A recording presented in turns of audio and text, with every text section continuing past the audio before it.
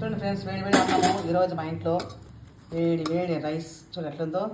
వేడి వేడి చికెన్ చూడండి, నాటుకోడి చికెన్, వేడి వేడి చికెన్ ఎంత బాగుంది చూస్తున్నారా. చాలా అంటే చాలా బాగుంటుంది. భోగికి వేడి వేడి రసం చూడండి ఎట్లుందో. నాటు కొత్తిమీర వేసి రసం చేసిన చాలా అంటే చాలా సూపర్గా ఉంటుంది. జీర్ణం బాగా అవుతుంది. మీకు నచ్చితే ఈ వీడియో లైక్ చేయండి, సబ్స్క్రైబ్ చేసుకోండి.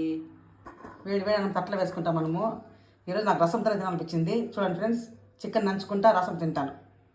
వేడి వేడి చికెను ఇప్పుడు బాగా మనము ముద్ద నోట్లో వేసుకుని తినేస్తాం చికెన్ అంతా కలిపి. చూడండి ఫ్రెండ్స్, వేడి వేడిగా చికెను అబ్బా చాలా సూపర్గా ఉంది. అబ్బా చిన్న మిరప్పొడి చాలా సూపర్గా ఉంది ఫ్రెండ్స్. చూడండి మా ఇంట్లో మిరప్పొడి చాలా చాలా సూపర్గా ఉంది. వేడి వేడి రసం పోసుకుంటాను. ఇప్పుడు రసం తింటాను. చికెన్ రసము చూడండి, వేడి వేడి రసము చికెను చాలా అంటే చాలా సూపర్గా ఉంటుంది. ఇప్పుడు తింటాను చూడండి. వేడిగా ఉంది.